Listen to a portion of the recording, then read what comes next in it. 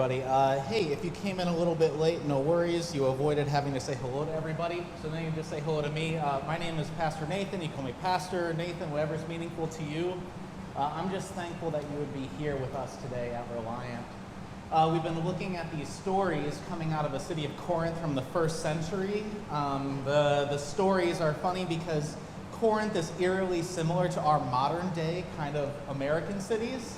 And today we continue looking at really a situation of how they treated what was Jesus' table. They were trying to understand what they were supposed to do surrounding the table where Jesus welcomes us to remember and experience his body and his blood. As I was thinking about this kind of gathering together, coming together at a table, it really hits me that there are, have you ever just wondered, like, why do you actually show up and worship? Something happened in COVID where you realized you could just watch it online, right? You could just get really good sermons by sitting at home and opening up a computer. And the fact is, when you open up Christ Memorial or Reliant's YouTube page and click on a video, there's actually like a lot of suggestions on the side that are a lot better than our sermons. Like way, way better. Like sometimes just like world-class preaching, world-class theology, or somehow like the algorithm gives you things you actually want to watch that aren't worship, right? That's just like, it's wild how quickly it goes from like, here's 3 worship videos, and then like, here's a bunch of cats and kids hugging. Like it's wild how it just jerks you around. But no, why do you actually show up here? And I would put this to you that you show up and worship because you show up for others. You show up for others. That is why you gather and worship. When I was in Milwaukee, I was a part of this new church start, and some days there would be 30, other days there would be like 5.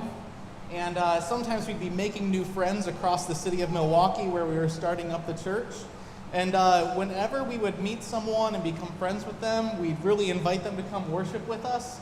And honestly, we'd just pray like, please, I hope this is a 30-person day instead of a 5, right? Because if you are new coming into a church community, you come into a place and there's only 5 people there, you're like, this isn't really my thing. This is a little bit too much focus on me, right? No, why do you show up for worship? You show up for others. We need people here so that more people can learn that they too can belong. Why do you show up to worship? You show up for others. We need your perspective. I actually need you to show up and share the things you think. Maybe you're like, well, I don't have good things to share. That's a possibility. Maybe you have really bad ideas to share. But here's the thing. If you share bad ideas, what can happen is it brings us to a better idea as we are a church together. So imagine that we're gathered together and we're trying to figure out, like, so where is Reliant suited to do ministry best? Like, who's around us? And someone, one of you, just decides, Pastor, I think we need to build a cat colony because there are just too many cats in this neighborhood, right? And let's just house them all, bring them in, and we all kind of go like, oh, that was one of the bad ideas, right? But in the idea of thinking about cats around the neighborhood, maybe it turns us to think, maybe we're here to serve our neighbors. Maybe we are here not just for ourselves, and maybe we don't need to have a conversation arguing about the things we do here in worship. Maybe we need to be thinking about others. No, I actually need your perspective. We need you to share. This happened just this past week. I come in here most every day, and someone said, hey, Pastor, there's like some weeds in the ground. Could we pick those up? And I said, yeah, we can do that. I just don't see it unless I have someone else tell me, right? And as much as I bristled and said, well, we do work hard on the ground, so why don't you just stop sharing your opinions? No, it was important that they said that for me. You show up for others. Show up to worship to share your perspective. When I talk with friends, and they say I can't really show up for worship, sometimes they say something along the lines of, I work with people all week, and on Sunday morning I can't do people. Like, I just don't want to deal with all this, right? It's why Tim Keller lays out a reason to follow Jesus, and then at the very end of his book, he goes, now I'm going to ask you to do something really hard. Would you consider joining a church community? And it seems like that's actually when you lose most people who are new to the faith, because they're like, wait, you mean I have to be around people that I might not like or have different views than me? And actually, you come here and you show up for others because it might just be the annoyances and the oddities that you experience in other people gathered in worship that actually teach you something. Somehow, if you show up in a place where you actually embrace and work through the oddities and the weirdness of other people, what you're experiencing is not a world where you can put people away or even cancel them, but instead you're experiencing maybe how to show others grace. Maybe the most annoying people who gather here at Reliant are teaching you how to have patience with one another. And then why do you show up? You show up for others because I need to see the example of your faith. I need to see how you live out your faith. Your example matters. It matters that it's shared with all of those who are gathered. In our little church tradition, sometimes there's someone who will raise their hands in worship, and then we're all like, oh, they're that kind of person, right? We all know, we think it, right? Okay, I'm not crazy. But there's something as I'm learning, I made a joke with someone that I'm like this close. Like if my life falls apart any further, just like this much more, I think I'm the guy who raises my hands in worship. Like if it happens just a little bit more, right? And maybe we need the person who raises their hands in worship because maybe we're like, oh, we're actually surrendering. Like this Jesus stuff actually matters. I had asked a friend as he went into a new congregation if there was okay, I'm sorry, pastors talk about this. I'm like, hey, do you got any characters at your church?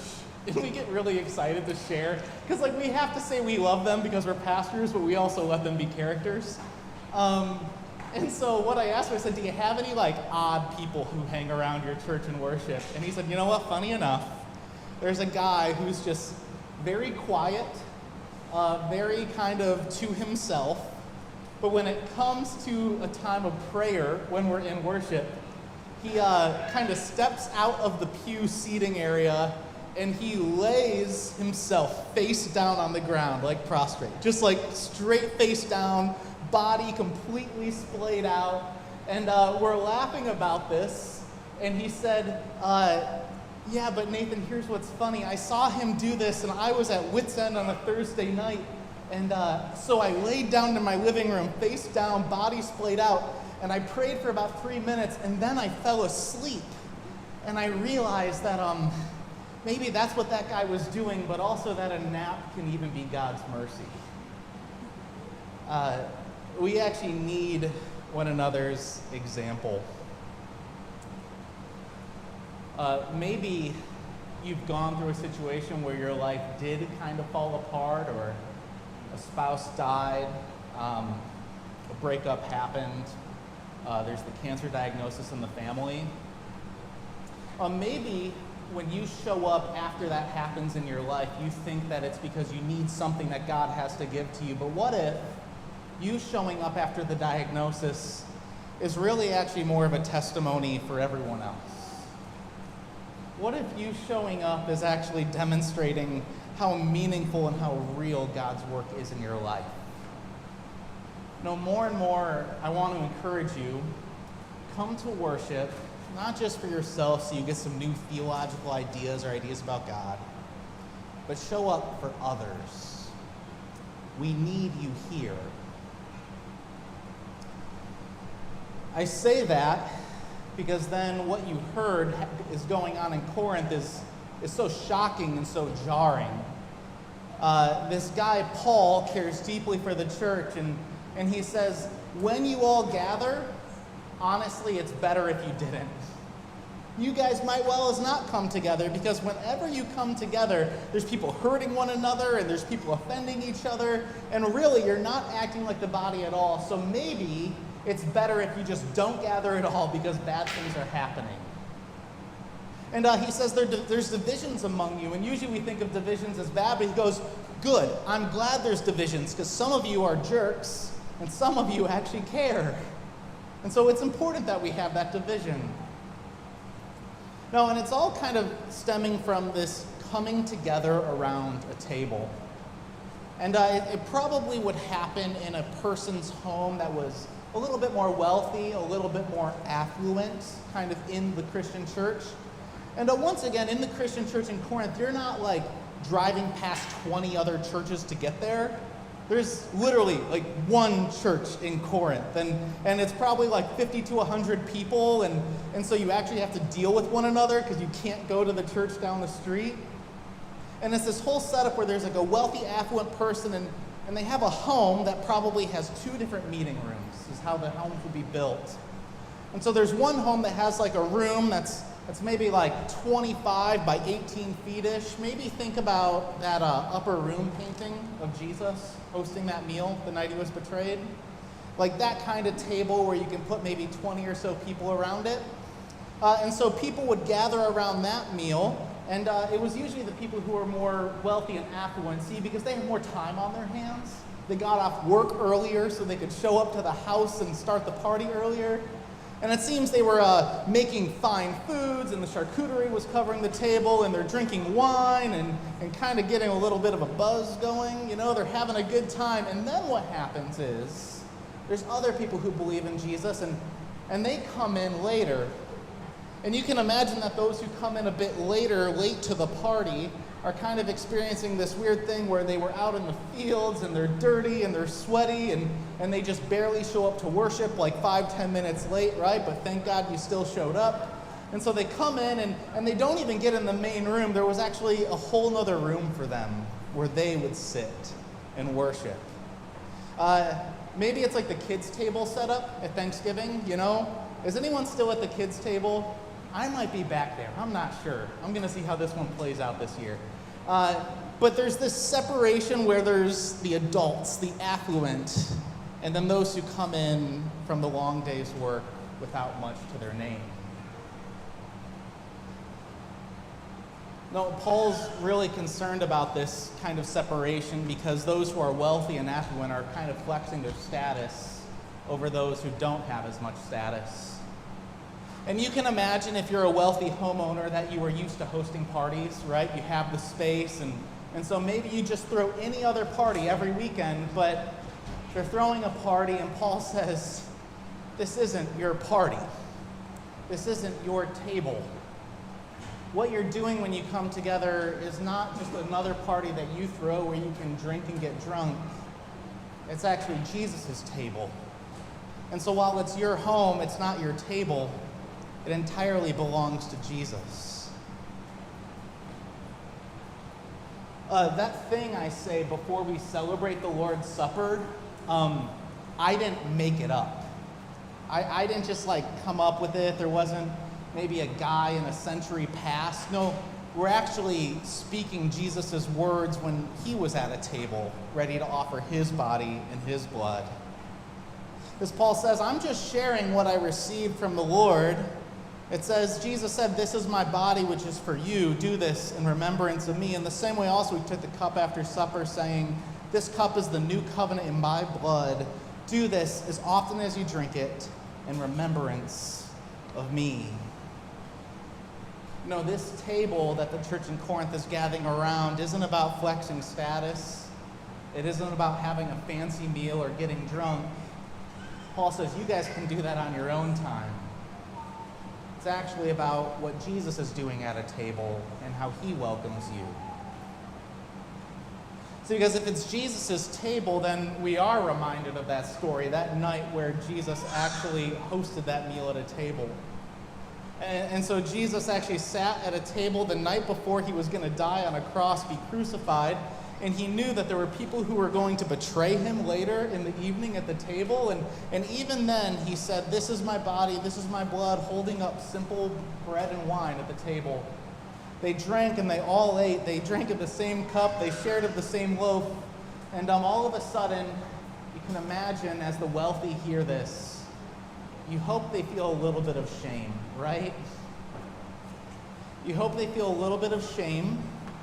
And then those who are of lower status think, I can't believe I finally, for the first time, get to share a meal with someone that I have no business being at the table with. Somehow when it's Jesus' table, there's this great leveling, because in Jesus' table what happens is your life is connected to his.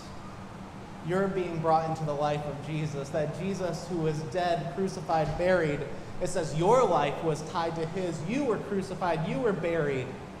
And then there was Jesus who was raised to new life. And when you take that meal, you know you have a promise of a new life to come as well. No, they played games of status. They tried to throw a party. And Paul says it's not your table, it's Jesus' table. I've asked this question, or I make kind of this statement once in a while before we celebrate really what's going on here. But I've said this, and it should be a little bit of a reflection for us today. Before you step into any relationship, before you start dating someone or get engaged or married or starting a new friendship, whatever you're doing with someone, it's a good idea to figure out what you're bringing to the table. It's a good idea to figure out what oddities and what preferences and what things you bring when you show up for the meal. We actually believe that we do the same here. Paul says, hey guys, some of you are actually hurting one another in this meal so much that you need to think a little bit deeper. And so you need to actually consider and examine who you are and what you're bringing to the table. Sometimes we're going to share this slide. Sometimes I'll be teaching on like the sacrament before I give out bread and wine, body and blood, and then I see everyone's eyes go to the right or the left. I'm like, oh, the slide's up. That's perfect. Don't worry, I'm aware enough. I know. But those three kind of questions in the middle are a measure of what am I bringing to the table. When I show up and I look around and share this table, this meal with everyone around me, what am I bringing to the table? That first question, maybe that just rubs you the wrong way and you get a little bit ticked when you hear the word sinner. Doesn't that sound like some medieval, kind of punishment to label oneself as a sinner? Do I believe I'm a sinner and sorry for my sins? It's so funny that when we think about what we bring to the table, we think of maybe an impatience or a little mistake we made or maybe the bad stuff we do, but actually what sin does at its core is break relationship. It ruins how we relate to one another. A sin ruins how we relate to God the Father, and that's why we needed Jesus Christ to come and rescue us, to put us back in relationship with the Father. A sin, and you know this in deep ways and even surface ways, of how poor sin can take over a relationship. That sin actually hurts one another, and we don't want to be doing that, do we? No, and sin actually can break how we relate to ourselves. You think of how you conceive of yourself, and there's shame and there's guilt, and that's sin. No, it's not some medieval antiquated word. I think it's an honest way we can consider, what am I bringing to the table? That second question, do I believe Christ's body and blood to be present in the Lord's Supper for the forgiveness of sins? That's a mouthful, but here's what's going on. Do I believe that what's happening up here is not just an ordinary meal being hosted at someone's home? No, you can go get meals with people all week long, right? And somehow it's not this meal because Jesus is the host of this meal. And so in a mysterious way, somehow that we can't quite explain how it all works, body and blood and bread and wine are together. And it's interesting that in this kind of passage where Paul is sharing with the church in Corinth, it was a foregone conclusion that body and blood were present. That wasn't part of the debate. That wasn't even what they were discerning, if body and blood were present. No, he was more worried about the body, each of us attached to one another. It's a foregone conclusion that body and blood are present because, well, can't God work the way he wants to work? Can't God do what he wants to do? And maybe you've grown up in a different tradition, but just hold out that possibility. Hold out the possibility that God can do something way beyond our imaginations in a meal, in bread and wine. If you have any doubt if Jesus could do it, just look at what happened the next day after he gave that meal. He would die and then come back to life 3 days later. No, Jesus' words, they mean something, and Jesus is good for it. And maybe that last question. Do I earnestly intend, with the help of God, to amend my sinful life? Do I want a new relationship? Do I want the relationship that your Heavenly Father's offered you in Jesus Christ? Do I actually want to forgive others? If that kind of feels like a mark where you're like, I don't think I can get past that one, here's what I'm going to tell you. Desire forgiveness. Even when you don't feel it.